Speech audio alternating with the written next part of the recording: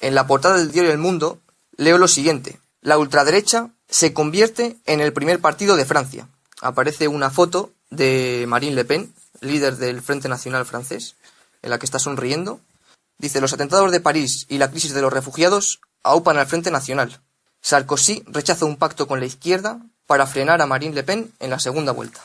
Y en páginas interiores del diario El País, concretamente en la página 6, leo: Marine Le Pen afianza a la ultraderecha como la primera fuerza de Francia. Aquí, tratándose de Francia, tengo la ventaja que no necesito leer la prensa ni las opiniones de los demás. Me basta con saber los resultados para comprender primero y analizar después los fenómenos de la política francesa. Yo Francia la conozco exactamente igual que conozco la política española. Y he de decir enseguida que ya hace 4 años, cuando aquí mismo, en esta radio, vaticiné que Marine Le Pen, dirigiendo el Frente Nacional que fundó su padre, llegaría a ser el primer partido de Francia. Y ahora repito, que puede llegar a ser la presidenta de la República Francesa, con mayoría absolutas. Dije que cuando ese fenómeno sucede en cualquier país, ya no se puede calificar ni a esa persona, ni al partido FN que la apoya, ni de extrema derecha, ni de ultranacionalista. Es imposible. Claro, que es verdad que Hitler llegó a tener el apoyo del 90%, pero no había libertades como las hay en Francia. Claro que puede llevar detrás de sí a toda una nación entera, siempre que manipulen los medios de comunicación. Pero en Francia eso es imposible. Yo conozco Francia. La libertad de expresión en Francia es seria. Los editoriales franceses de libros y de periódicos y revistas son serios. Podrán tener mayor o menor calidad. Hoy la tienen, indudablemente, una calidad intelectual bastante inferior a la que tenían hace 30, 40 y 50 años. Pero siguen siendo libres. Entonces el fenómeno de Le Pen no es que sea un fenómeno típico francés. Es un fenómeno típico de la libertad de expresión. Que en Francia existe una libertad de expresión infinitamente superior a la que existe en España. A mí, por ejemplo, ya lo sabéis todos los que me oyen, he sido prohibido, no puedo hablar en Cataluña defendiendo que Cataluña es España. Pero si yo dijera allí que hay derecho a la autodeterminación y que Cataluña es un país independiente, claro que podría hablar. Eso sí está permitido. Que el PP o la Falange o la extrema derecha vaya a Cataluña o fuera de Cataluña y hable de que Cataluña es España, claro que está permitido. Pero que lo diga yo, eso es peligroso. Me lo prohíben porque es peligroso. Porque soy un verdadero defensor a todo trance de la libertad política colectiva y de la democracia. Y lo que hay en España, no hay ni libertad política ni democracia. Entonces, todo lo que yo sea representativo de la unidad de España es peligrosísimo. Yo no me voy a presentar a ninguna elecciones, pero pueden convertirse en seguidores míos, ¿quién? Pues la extrema derecha. Y todo el PP entero, íntegro, ellos no saben combatir. ¿Por qué? Porque están impregnados de valores falsos, socialdemócratas. Pero Francia es diferente. Y como es diferente, no podemos, y largo la advertencia, la lanzo, de que no juzguemos a Francia como si el fenómeno francés siguiera en España.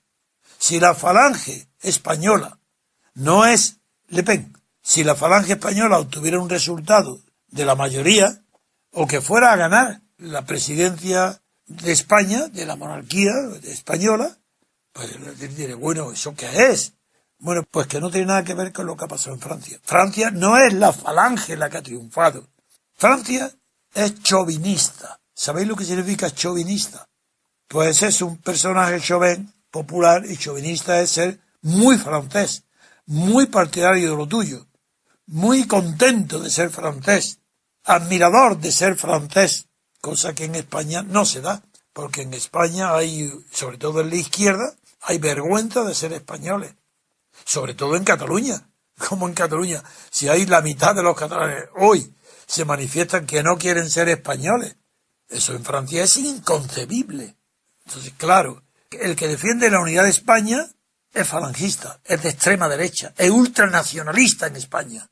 Por eso se confunde y se considera que Marine Le Pen pues es una fascista. Pues no, señor, es una señora, sí, conservadora, que heredó de su padre un partido ultra conservador, ultraderechista, y lo ha convertido no todavía en un partido de centro, pero en un partido de derecha moderada, no radical, es la derecha.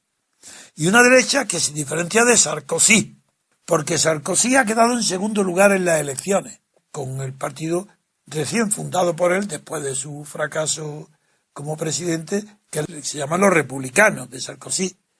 Primero, ¿qué tipo de elecciones son estas que le han dado tanto poder a Marine Le Pen? Y el segundo, Sarkozy, y que Holanda ha fracasado. ¿Qué elecciones son estas? Pues son las que se llaman regionales, pero metropolitanas, porque Francia se ha dividido en 13 regiones enormes, por eso son tan importantes. Y en algunas de esas regiones, sobre todo lo más característico de estas elecciones, conociendo Francia, sí que es explicable, es que sea el norte y el sur los que han dado la gran victoria al FN. El norte y el sur. ¿Qué es el norte? Pues la Picardía, el Paso de Calais, donde hay muchísimos inmigrantes. Luego, por supuesto, que la Île-de-France, que está también París, bueno, ha llegado a tener el 40% de los votos en el norte del Calais. Pero es que en el sur, en la Costa Azul, el sitio de veraneo de los ricos, ahí ha sacado el 41,3. Pero ¿cómo no va a ganar la segunda vuelta? Pero si está situado de una manera espléndida, con unos porcentajes extraordinarios. En el norte y el sur el 46 y el 41,3. Nada menos que en la primera vuelta. Esto es tan extraordinario. Luego en Bretaña tiene unos porcentajes muy altos también, el 35% en Bretaña, y en general ha vencido tan claramente que sus posibilidades de ganar la segunda vuelta son enormes. Y el salto es brutal, porque ha pasado de tener la administración de unas pequeñas localidades, nunca de ninguna región, a ser administradora de regiones que tienen ya miles de millones de euros de presupuesto. Alrededor de 3.000 millones el Paso de Calais y otros 3.000 o 2.500 millones en el sur. Es decir, que esto ya es el poder. Lo que ha cogido Marina es el poder, con un partido que ya tiene mucha experiencia, porque ha estado mucho tiempo. Y yo sigo diciendo que en este momento era el partido que se estaba esperando la victoria de él. Pero no es porque yo tenga simpatía, es que hay que saber hablar de política como una ciencia, no por simpatía ideológica del que habla, sino que esto se veía venir. Yo lo dije hace 4 años. Es más, digo ahora que tendría que haber un cambio radical en Francia para evitar que Marine Le Pen sea la futura presidente de la República Francesa. Pues bien, Le Pen no es fascista. Su padre lo era, ella no lo es.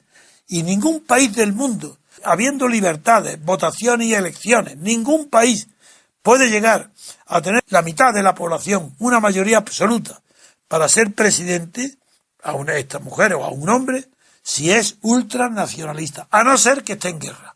Si está en guerra, sí. Pues mira, aquí tenéis la paradoja. Que Holanda, que ha declarado la guerra a Siria, el último. ¿Por qué? Porque es mentira, porque el pueblo francés sabe que no hay guerra. Lo que hay es terrorismo. Y en cambio, esta mujer, la hija de Le Pen, al frente del FN, del Frente Nacional, está configurando un partido que no es ultranacionalista, que no es fascista, es muy conservador, muy amante de Francia, y que pone por delante la caridad a los franceses antes que a los demás. Y no la caridad, lo que llama justicia social, la sanidad gratuita, pues la pone primero a los franceses. Si no tiene dinero, lo restringe para los extranjeros.